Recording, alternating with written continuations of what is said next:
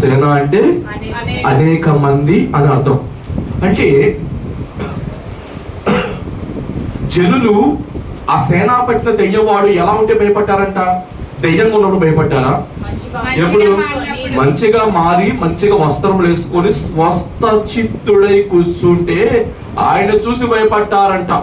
హల్లెలూయా.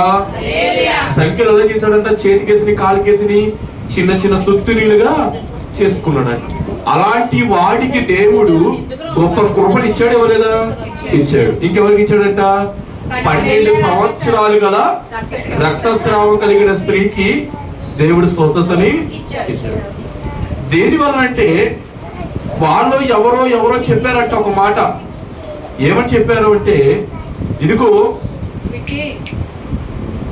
నువ్వు ఎక్కడెక్కడో తిరుగుంటావు, నువ్వు ఎక్కడెక్కడికో వెళ్ళుంటావు, నువ్వు ఎన్నో ప్రయత్నాలు చేస్తుంటావు. రాసిన వాక్యము తనకు ఉన్నదంతా వ్యర్థపరుచుకుందంట. ఏమున్నది? అవునా కదా? ఇప్పుడు చూడండి, ఏదైనా ఒక రోగం వస్తే ఒక చిన్న ఆపరేషన్ చెయ్యాలి అంటే ఆస్తులు అమ్ముకున్నోళ్ళు ఉన్నారు, పొలాలు అమ్ముకున్నోళ్ళు ఉన్నారు, ఇల్లులు అమ్ముకొని ఇదిగో నాకు ఆరోగ్యం కావాలి, నా ఎముకలో బలము కావాలి, ఇదిగో నా సొత్తు కావాలి, నాకు ఆయుష్కాలం కావాలి అని చెప్పి నేను బ్రతకాలి, బ్రతికించుకోవాలి అని చెప్పి ఎన్నో అమ్ముకున్నోళ్ళు ఉన్నారు. లేరా? ఉన్నారు. హల్లెలూయా. ఈమె కూడా ఇదిగో తనకు స్వస్థత కావాలని, తనకు ఆరోగ్యం కావాలని తన ఆస్తి మొత్తం పోగొట్టుకుందంట. ఏం పోగొట్టుకుందాయా? ఆస్తి మొత్తం పోగొట్టుకుందంట. కానీ స్వస్థత వచ్చిందా? రాలా.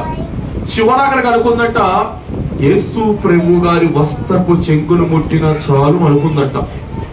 అంతమంది మగోళ్ళు అని లక్షల మంది మధ్యలో నుంచి ఈ రక్తస్రావం కలిగిన స్త్రీ పాకుంటూ వెళ్ళిందో ఎలా వెళ్ళిందో మనకు తెలియదు, కానీ వెళ్ళి ఆ వస్త్రాన్ని ముట్టుకుందంట. హల్లెలూయా. మీకు ఒక డౌట్ రావాలి ఇప్పుడు. ఆ డౌట్ ఏంటంటే, యేసు ప్రభు గారి వస్త్రం ముట్టుకుంది ఒకటేనా?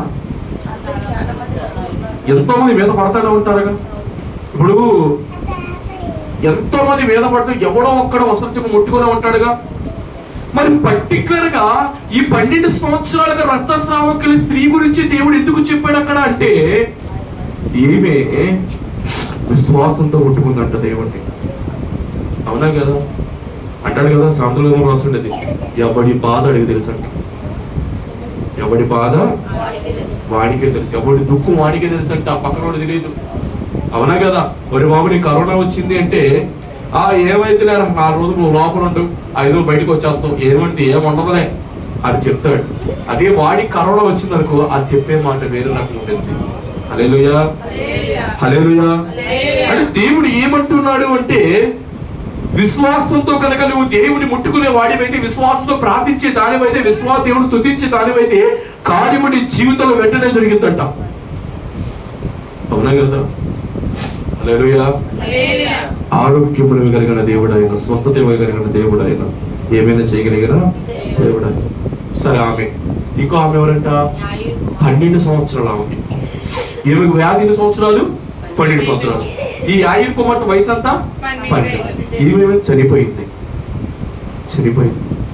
చుట్టుపక్కల అందరూ ఏమంటారంటే, ఒక మాట గుర్తుపెట్టుకోండి, యేసు ప్రభు గారి దగ్గరకు వచ్చి యాయిరుగా నిలబడిగానే యాయిరు అనుకుంటాడు మనసులో, నా కూతురు వయసు 12 సంవత్సరాలు, ఈమె రోగంతో ఉన్న వయసు 12 ఏళ్ళ నుంచి వ్యాధితో ఉంది. ఈమెనే స్వస్థపరిచిన దేవుడు నా బిడ్డను కూడా ఖచ్చితంగా స్వస్థపరచగలడు అని నమ్మకంతో ఉన్నాడు. యేసు ప్రభు గారు మాట్లాడుతుంటే ఈ లోపు సమాజ మందిరం నుంచి కొంతమంది వచ్చారంట. వచ్చి, నీవు ఆయనని ఇబ్బంది పెట్టద్దు, నీ కుమార్తె చనిపోయింది అన్నారు. ఏమన్నారు? నీవు యేసుని ఇబ్బంది పెట్టద్దు, బోధకుడిని ఇబ్బంది పెట్టద్దు, నీ కుమార్తె ఆల్రెడీ చనిపోయిందా అన్నాడంట. అనగానే యేసు ప్రభువు అన్నారు, ఏమన్నాడు సార్? నమ్మిక మాత్రం ఉంచు అన్నాడు. అవునా కదా? చూడండి బాగా, ఇప్పుడు ఈ యాయిర్కి ఎదురైన సిచ్యువేషన్ ఎలా ఉండదంటే, అటు చూస్తే భయం వేస్తుంది కదా. వాళ్ళు చెప్పిన మాటలు బట్టి, వీళ్ళు వినిన మాటలు బట్టి, భయం ఆటోమేటిక్ వస్తుంది. అమ్మ నా కూతురు చనిపోయింది, నా కూతురు చనిపోయింది, నా కూతురు చనిపోయింది, నా కూతురు చనిపోయింది అని భయం వస్తుంది. కానీ పక్కన యేసయ్య ఏమంటున్నాడు అంటే, మాట నమ్మిక మాత్రం ఉంచు అంటున్నాడు, నా మాట నమ్ము అంటున్నాడు. ఈ పక్కన చూస్తే భయం వేస్తుంది, యేసయ్యను చూస్తే ధైర్యం వస్తుంది. నువ్వెవరు చూడాలంటే యేసయ్యనే చూడాల, అవునా కదా? చుట్టుపక్కల చాలా మంది అంటున్నారంట, ఏంటి చనిపోయిన స్త్రీని, చనిపోయిన అమ్మాయిని బ్రతికడానికి వచ్చాడు, పిచ్చి పట్టింది ఇతనికి ఏమన్నా? అపహాస్యం చేశారంట యేసయ్య గారు, యేసయ్యని హేళన చేశారంట.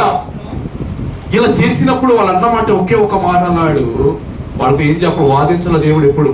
యేసు ప్రభు గారు ఏంటి మాట్లాడుతున్నావు, ఇదిగో ప్రత్యేకించి చూపిస్తా చూడు అని దేవుడు అనలా.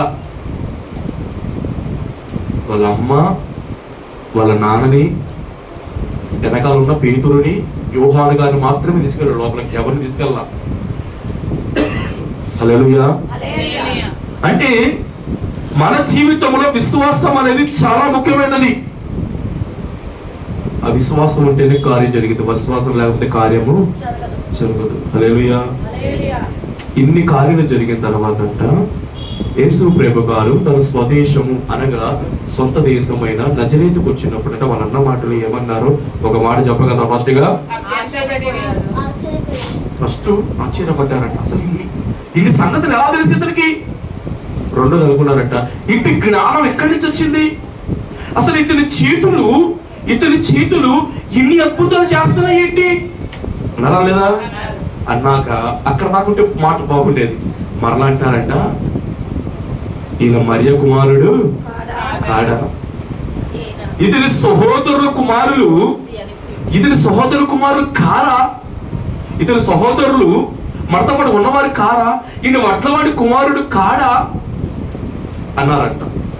అనగానే యేసయ్య అంటాడంట, అక్కడ కొద్ది మంది రోగులు స్వస్థపరిచాడు కానీ ఏ అద్భుత కార్యం జరగలేదు అని చెప్పాడంట. చెప్పండి ఏంటంట, కొద్ది మందిని వాళ్ళు స్వస్థపరిచాడు కానీ ఏ అద్భుత కార్యం అక్కడ చెయ్యలేకపోయిన వేరు. అర్థమైనా మీకు? నేను చెయ్యలేకపోయాను అంటే చేత కాలేదు అని అర్థం. చెప్పండి ఏంటంట, చెయ్యలేకపోయానంటే చేత కాలేదు దేవుడికి అని అర్థం.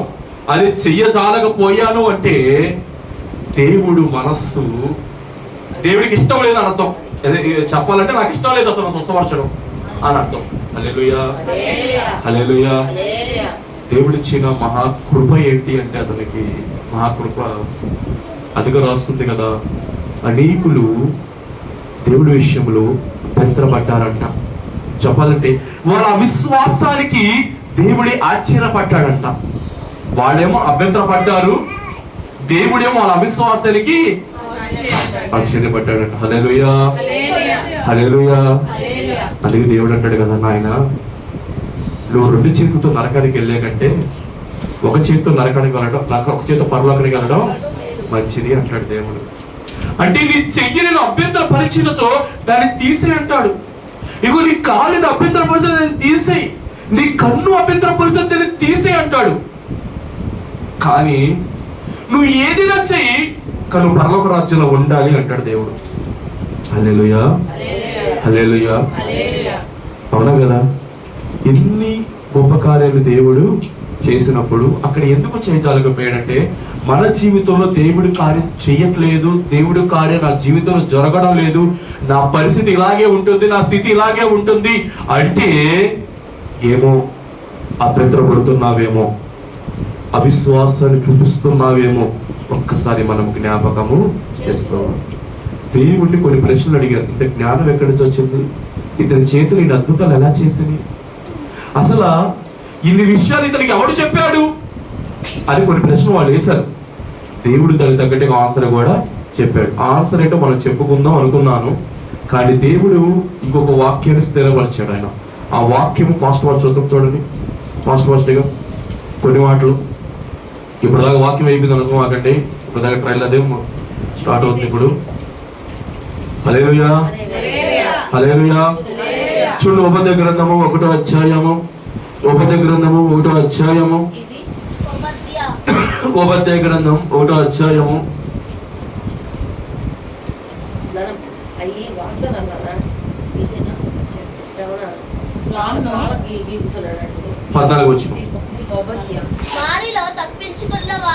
వారిలో తప్పించుకున్న వారిని సంహరించుటకు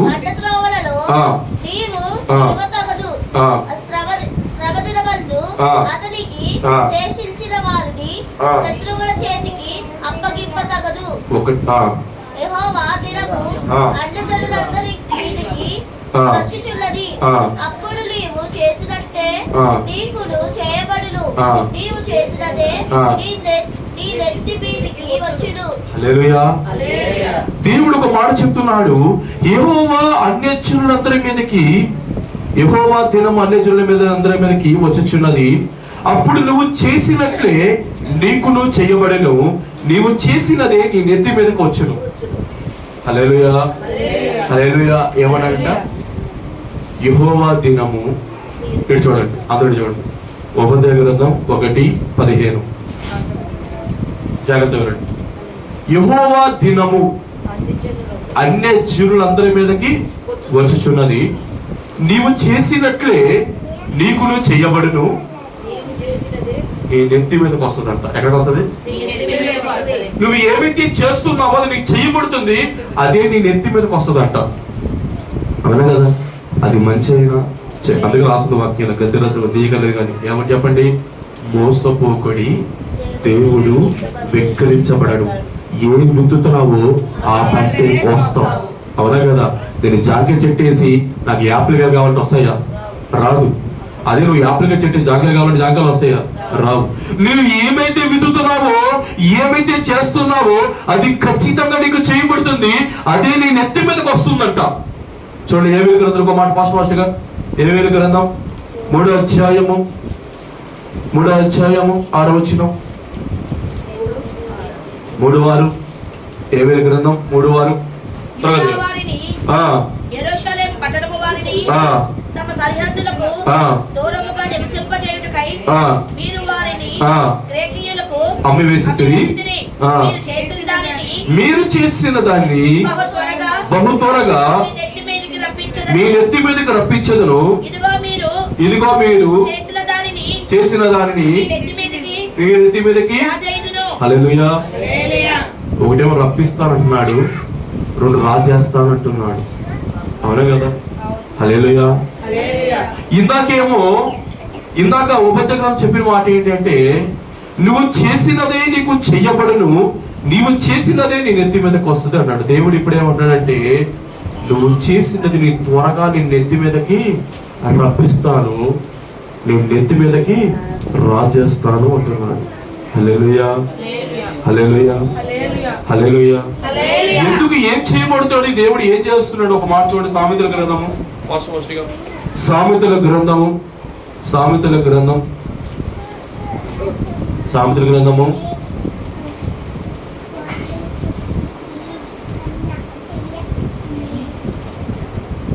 11వ అధ్యాయము 27వ వచనం.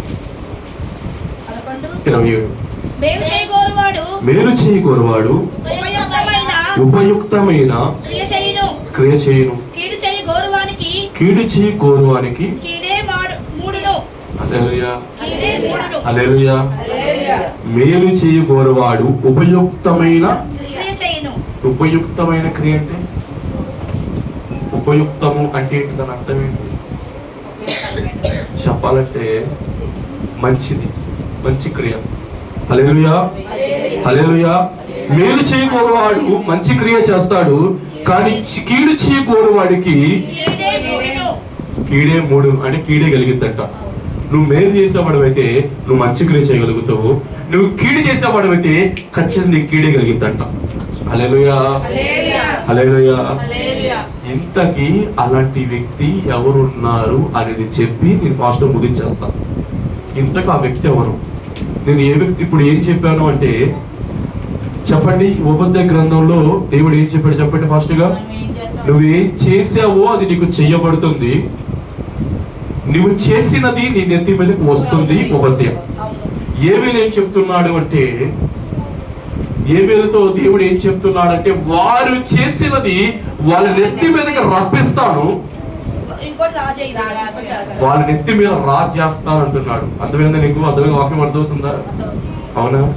నిప్పు పెట్టడం వేరు, పొయ్యిలో పెట్టడం వేరు, దాన్ని రాజు చేయడం వేరు. అంటే అంత త్వరగా వస్తుంది. మేలు చేయవాడు ఉపయుక్తమైన క్రియ చేస్తాడు, అంటే మంచి క్రియ చేస్తాడు. కీడు చేసేవాడు కీడే మూడు. హల్లెలూయా, హల్లెలూయా, హల్లెలూయా. రెండు చదువుతాం, హల్లెలూయా. ఇంతకీ ఇతను ఎవరు అంటే మనకి బాగా పరిచయమైన వ్యక్తి సౌలు గారంట. ఆయన గురించి ఒక 2-3 విషయాలు చెప్పుకుంది, జాగ్రత్తగా రండి. ఎవరైనా సౌలు గారు. మీరు వాక్యం జాగ్రత్తగా వింటే ఇతను ఒకరి జీవితంలో మంచి చేశాడు, ఒకరి జీవితంలో చెడు చేశాడు. చెప్పండి ఏంట? ఒకరి జీవితంలో మంచి కార్యం చేశాడు. మేలు చేసేవాడు ఉపయుక్తమైన క్రియ చేయను అంటాడు కదా, మేలు చేశాడు. ఒకరి జీవితంలో చెడ్డ కార్యము చేశాడు. ఈ రెండింటిని బట్టి తను అనుభవించడమే కాకుండా తన కుటుంబం కూడా అనుభవించిందంట. సౌలు గురించి కొన్ని మాటలు చెప్తాను, బాగా గుర్తుపెట్టుకోండి, మరలా చెప్పాలి. ఈ సౌలు అనే వ్యక్తి ఎవరంటే దేవుడికి ఇష్టమైన వ్యక్తి. దేవుడికి నువ్వెలా చెప్పగలుగుతావు ఇష్టమైన వ్యక్తి అంటే? మీకు 2 రెఫరెన్స్ చూపిస్తా, చూడండి. మొదటి సమూయేలు గ్రంథము 10వ అధ్యాయం 1వ వచనం. ఫాస్ట్ ఫాస్ట్ తీయాలి. మొదటి సమూయేలు 10:1. త్వరగా తీయాలి. 10:1. అప్పుడు సమూయేలు తైలపు బుడ్డి పట్టుకొని సౌలు తల మీద తైలము పోసి. చెప్పండి, మళ్ళీ పట్టుకున్నాడంటే సమూయేలు గారు తైలపు బుడ్డి పట్టుకున్నాడు. సౌలు తల మీద పోసి మాట చెప్పనా, తైలము పోసాడంట. పోసి ముద్దు పెట్టుకొని యెహోవాని అభిషేకించి తన స్వాస్థ్యం మీద చాలు. హల్లెలూయా. ఏమన్నాడు అంటే, ఇంతకీ సౌలు చేసే పని తెలుసా మీకు? ఇంతకీ ఎవరు చెప్పగలరా? సౌలు ఏం చేసేవాడు? నేను కొత్త నిబంధనల గురించి చెప్పట్లేదు, పాత నిబంధనల గ్రంథం కూడా ఒక సౌలు అనే ఒక వ్యక్తి ఉన్నాడు. నేను ఆ సౌలు ఒక రాజు, ఇస్రాయేలు రాజు అయ్యాడు. అసలు ఈ సౌలు చేసే పని ఏంటి అంటే గాడిదలు వేపేవాడు అంట. ఎవరిని? వీళ్ళు గాడిదల వ్యాపారం ఉంది. వాళ్ళ తండ్రికి ఏమి కీషు అని ఇంటి వారికి గాడిదలు మేపుతారంట వీళ్ళు. హల్లెలూయా, హల్లెలూయా. గాడిదలని దావీదు గారు ఏం మేపుతాడంటే గొర్రెలు మేపేవాడు. హల్లెలూయా. సరే, ఎప్పుడైతే గాడిదలు మేపుతామంటే వాటిలో ఉన్న ఒక గాడి తప్పిపోతుందంట. ఏం తప్పిపోతే? చెప్పాలంటే గాడిదని వాక్యంలో ఏమని చెప్పారు తెలుసా మీకు? వాక్యంలో చెప్పిన పేరు తెలుసా? గాడిదకి పెట్టిన పేరు తెలుసా నీకు? గార్దబాము అంటారంట. ఏ బాము ఇది? గార్దబాము అంటారంట. గాడిద పెట్టుకో పేరు ఇది. మీకు విషయం తెలుసా? ఏం పేరు అది? గార్దబాము, గడ్డబాము అంటారు. హల్లెలూయా, హల్లెలూయా. ఇతనికి ఏంటి అంటే చూడండి, సమూయేలు గారు తైలం బుడ్డి పట్టుకొని సౌలు మీద పోసి ముద్దు పెట్టుకొని దేవుడు నిన్ను అభిషేకించాడు అని చెప్పాడు. చెప్పలేదా? చెప్పాడు. మరలా చూడండి ఇంకో మాట అక్కడే. మొదటి సమూయేలు గ్రంథం 15వ అధ్యాయం 1వ వచనం. త్వరగా. ఒకానొక దినమున సమూయేలు సౌలును పిలిచి యెహోవా ఇశ్రాయేలుకు తన జనుల మీద. మీకు బాగా అర్థమైందా? మీరు జాగ్రత్త వాక్యం వినాలా? ఏది జాగ్రత్త.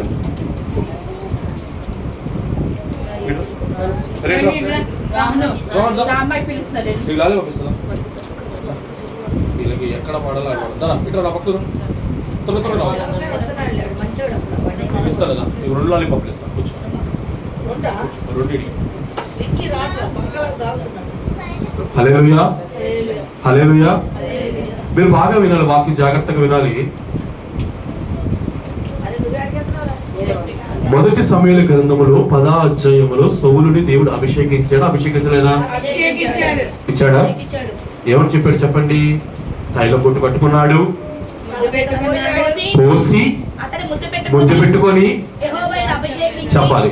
తైలముతో అభిషేకించాడు, ముద్దు పెట్టుకున్నాడు. తన స్వాస్థ్యం మీద స్వాస్థ్యం చెప్పాలంటే అధిపతిగా దేవుడు చేశాడే అని చెప్పాడు చెప్పలేదా?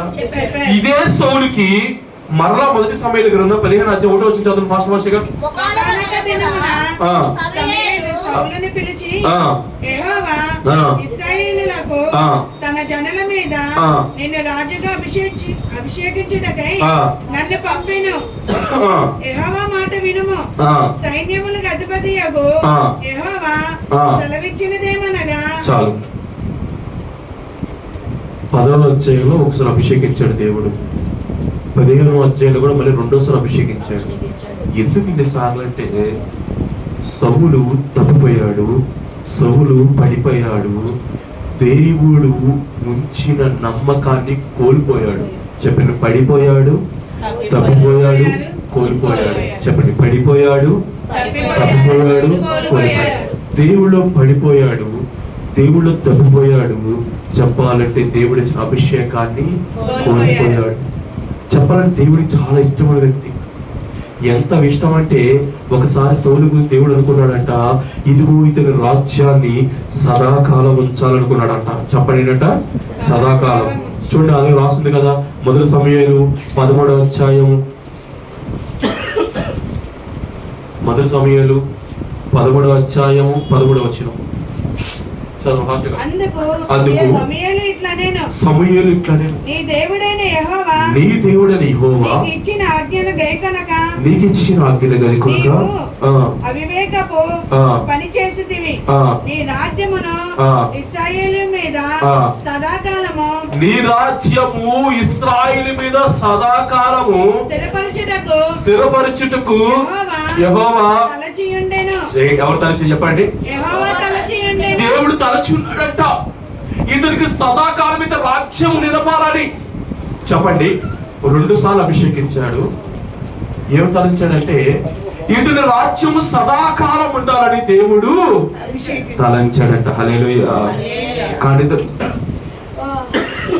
ఇతను చేసిన వ్యక్తి ఏంటంటే, 1 పడిపోయాడు, 2 తప్పిపోయాడు, 3 కోల్పోయాడు. నిజంగా మీరు నమ్మరు, ఒక మాట చెప్పనా, దెయ్యం నమ్ముకున్నాడంట. ఎవరిని? దెయ్యం నమ్ముకున్నాడంటే. చివరి దినాల్లో దేవుడి నుంచి కళలు రావట్లేదు. ఏ రావట్లా? కళలు రావట్ల, దర్శనాలు రావట్ల. ఏ రావట్లేదు? చెప్పాలి, చూడాలి. కళలు రావట్లేదు, దర్శనాలు రావట్లేదు, ప్రవక్తలు చేత హెచ్చరికలు కూడా రావట్లేదంట. తీరొద్దు సైన్యం వచ్చి ఉంచుంది, ఫిలిస్తీన్ల సైన్యం, ఇశ్రాయేలు సైన్యం. ఎటెళ్ళవాలో అర్థం కావట్లా, మనసులో భయం, ఆందోళన. చెప్పాలంటే ఏం చేయాలి అర్థం కాని పరిస్థితి. ఎవరి దగ్గర తెలుసా? ఒక కర్ణ పిశాచి దగ్గరికి వెళ్ళాడంట. ఎవరి దగ్గరికి? కర్ణ పిశాచి. చెప్పాలంటే సౌలు రాజైన తర్వాత వాళ్ళని ఊరు నుంచి వెళ్ళగొట్టాడు బయటికి. సౌలు రాజైన తర్వాత వాడిని ఊర్లో నుంచి వెళ్ళగొట్టాడు. మళ్ళా వాళ్ళ దగ్గరికి వెళ్ళాడంట. వెళ్ళి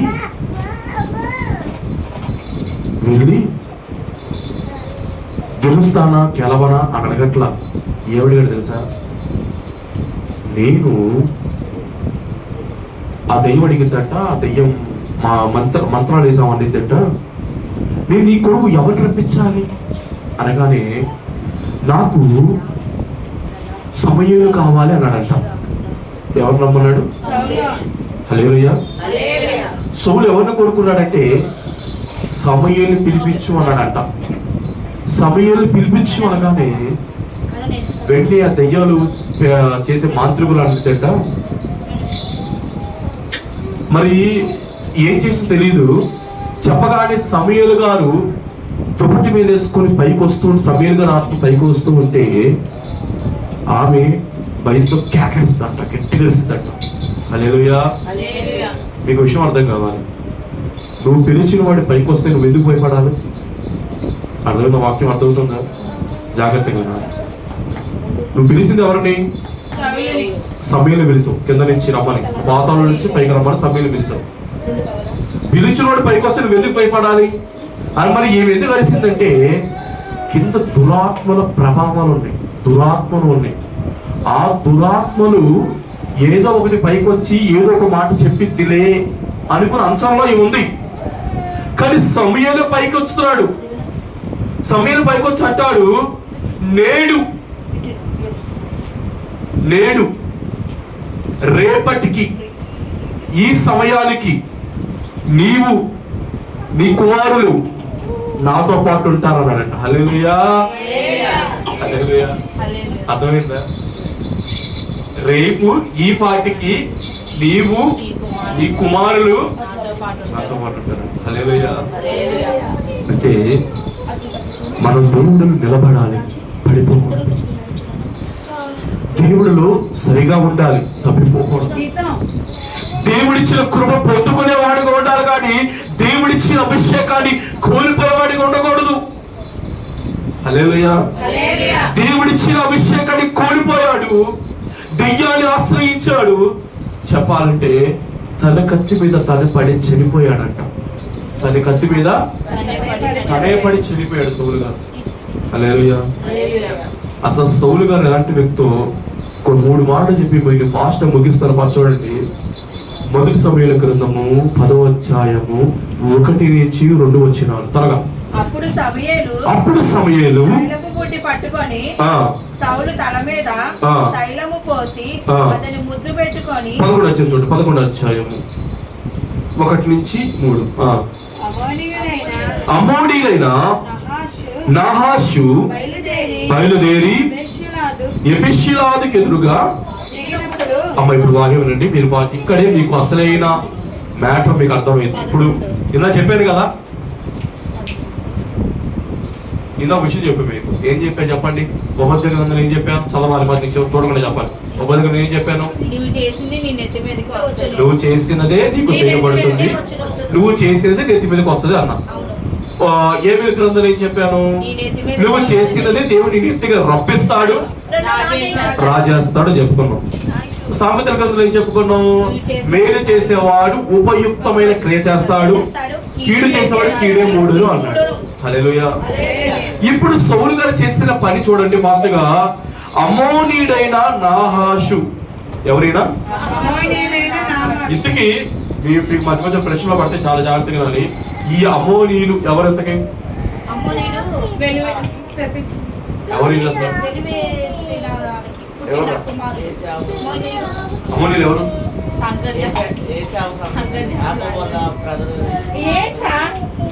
కాదు. ఈ అమ్మోనీయులు ఎవరు?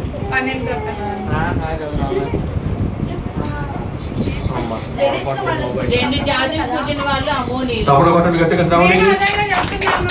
మరి ఎక్కడ చెప్పి దేవుడు విశ్వాసానికి పరీక్ష చాలా పెడతాడు. నేను 200 పెట్టాలిగా. హల్లెలూయా. ఇప్పుడు అది తప్పిపోలా, ఆ దాని మాటకు నిలబడింది. మీరందరూ 12 గోత్రాలు అవ్వడం, ఈడేమో ఏ సేవ అవ్వడం, రకరకాల గోత్రాలు చెప్పారు. ఇంతగా వాళ్ళ తండ్రి పేరు చెప్పగలరా? చెప్పనా? లోతు కన్న కూతురులకు పుట్టినోడు మోయాబీడు, ఆ అమ్మోనీయుల జాతిలో నుంచి వచ్చాడంట ఒకడు. నాహాషు ఒక రాజు వచ్చాడంట. చెప్పాలంటే శాపితమైన దేశముల నుంచి వచ్చాడంట ఒకడు నాహాషు. వచ్చి ఎబెషిలాదు అనే కొంతమంది ఉన్నారు. ఇప్పుడు బాబాయ్ వీళ్ళందరూ ఏమంటారు? ఏమన్నా మనందరూ ఏమంటారు? వేలుపుల జాతి వాళ్ళరా అంటారు. అదే కనుక పిల్లల జాతి వాళ్ళరా అంటారు. మామూలు అంటే ఉప్పు జాతి వాళ్ళని అంటారు. హల్లెలూయా. అంటే ఎలా ఉంటుందంటే, ఇప్పుడు ఒక నగరం మొత్తం, ఇప్పుడు సుమారుగా వేలుపుల ఫ్యామిలీస్ అనగానే ఏదో 1, 2, 4, 5 ఉంటారు.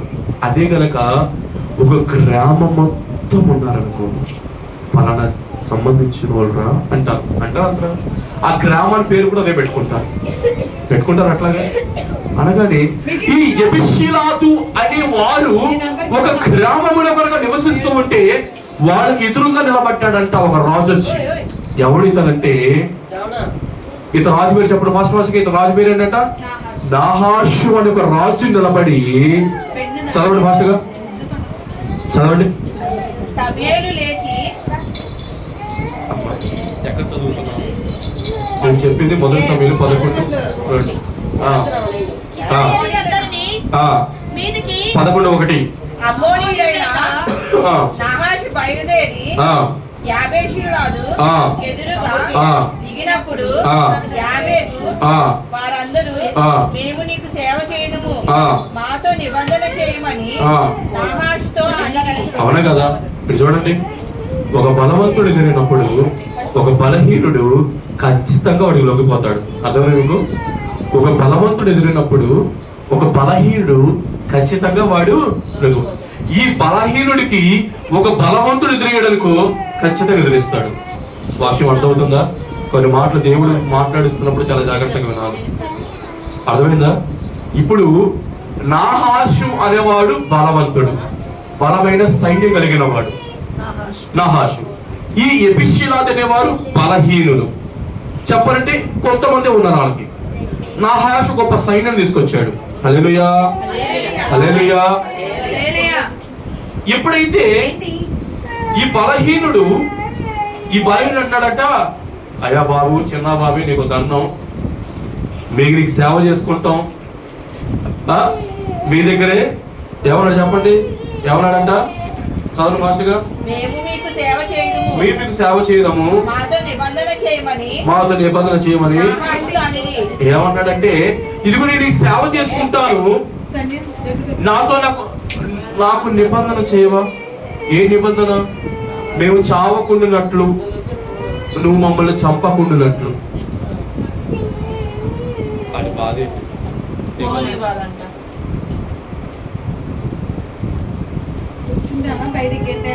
హల్లెలూయా, హల్లెలూయా, హల్లెలూయా. హల్లెలూయా. ఏమంటారంటే మొట్టమొదటి మాట, సేవ చేస్తానయ్యా. కాబట్టి ఏ నిబంధన అంటే, మేము చావకూడదు, నువ్వు మమ్మల్ని చంపకూడదు, నువ్వు మమ్మల్ని చంపకున్నట్లు, మేము చావకున్నట్లు మాతో నిబంధన చేయవా అని అడిగాడంట. అనగానే ఆయన అన్నమాట. వెళ్ళండి ఫాస్ట్ గా చదవండి. ఇశ్రాయేలీయులందరికీ ఆ, మీదకి ఆ, నింద తెచ్చినట్లు ఆ, మీ అందరి కుడి కన్నులను ఆ, ఊడదీయమని ఆ, మీతో నేను నిబంధన చేసేదని ఆ, అమ్మోనీయుడైన ఆ, నాహాషు ఆ. యాబేషు నేను నిబంధన చేసేదనని అమోనీయుల నాహాషు ఏబేష్ వారి పెద్దలు చెప్పక వారు మేము ఏమన్నా చెప్పండి? సరిహద్దులన్నిటినీ మా వీరండి ఫాస్ట్ వెళ్ళిపోదాం. మేము ఇశ్రాయేలు సరిహద్దులన్నిటినీ ఇశ్రాయేలు సరిహద్దులన్నిటినీ దూతలను ఆ, పంపుటకై ఆ.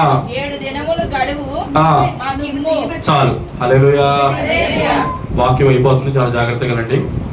మొట్టమొదటిగా ఏంటి అంటే, మొట్టమొదటిగా చాలా జాగ్రత్తగా వినండి. మొట్టమొదటిగా వినండి. ఆయుకున కడుతుంది. మొట్టమొదటిగా వినండి. నాహాషు వచ్చి ఎదురు నిలబడ్డాడు, ఎబిషీయులందరూ పక్కన నిలబడ్డారు. నాహాషు బలవంతుడు, ఈ ఎబిషీయులందరూ వారు ఎవరు? బలహీనుడు. ఈ బలహీనుడు బలవంతుడు అంటున్నాడు, నీకు సేవ చేస్తాము, మీతో మాకు నిబంధన చెయ్యి, మేము చావకూడదు, నువ్వు మమ్మల్ని చంపకూడదు, నిబంధన చెయ్యి అన్నాడు. అంటే ఈ నిబంధన చేస్తాడంట, మీ ఇశ్రాయేలు ప్రజలందరి మీదకి నింద వచ్చినట్లు నీ కుడి కన్ను ఓడదీస్తానని నిబంధన చేస్తున్నాను. హల్లెలూయా, హల్లెలూయా. హల్లెలూయా. ఏ కన్ను కుడి కన్ను. అంటే ఇప్పుడు నా భాష అనుకుంటున్నాడు, ఈ ఎబిషీయులందరికీ ఏ కన్ను ఉండకూడదంట? కుడి కన్ను ఉండకూడదు అంటున్నాడు. వీళ్ళు ఏమంటున్నారు? మమ్మల్ని చంపకున్నట్లు, మేము చావకుండినట్లు నిబంధన చేయరా నాయన, నీ సేవ చేసుకుంటాం, మేము బలహీనమే, నువ్వు బలవంతుడివి, మాకు విషయం అర్థమైంది, మమ్మల్ని చంపమాకు అంటే ఆడంటాడంట, నిబంధన చేస్తా. ఏ నిబంధన కొన్నావు? నీ కుడి కన్ను, మీ అందరి కుడి కన్నులు నేను ఓడదీస్తానని నిబంధన చేస్తున్నాను అన్నాడంట. అనగా నీళ్ళంటానంట, సరేనాయన, మా ఇశ్రాయేలు సరిహద్దుల్లో దూతలు పంపించి, చదవండి ఫాస్ట్ గా, 7 దినములు గడువు 7 దినాలు మాకు టైమి, ఎవడు మా పక్షం యుద్ధానికి రాలేదనుకో, నిజంగా మీకు లొంగిపోతా అన్నారంట. చదవండి ఫాస్ట్ ఫాస్ట్ వెళ్ళిపోతాం. మమ్మల్ని రక్షించుటకు మమ్మల్ని రక్షించుటకు ఎవడును లేకపోయినా మమ్మల్ని మేము నీకు అప్పగించుకుంటాం. దూతలు సౌలు గిబియాకు వచ్చి ఆ, జనులకు ఆ, వర్తమానం తెలియజెప్పగా ఆ, జనులందరూ ఆ. బిగ్గరగా ఏడ్చిరి. హల్లెలూయా, హల్లెలూయా. హల్లెలూయా. హల్లెలూయా. ఇప్పుడు గీతం మీకు అర్థం కావాలి వాక్యం. ఎందుకు అర్థం కావాలంటున్నానంటే ఎవరు వచ్చారంట బయటికి? ఇప్పుడు సౌలంట పొలంలో నుంచి బయటకు వచ్చాడు. ఎక్కడి నుంచి వచ్చాడు అంటే పొలంలో దున్ని దున్ని దున్ని దున్ని వచ్చాడు. దేని పెట్టి వచ్చాడు సార్? సౌలు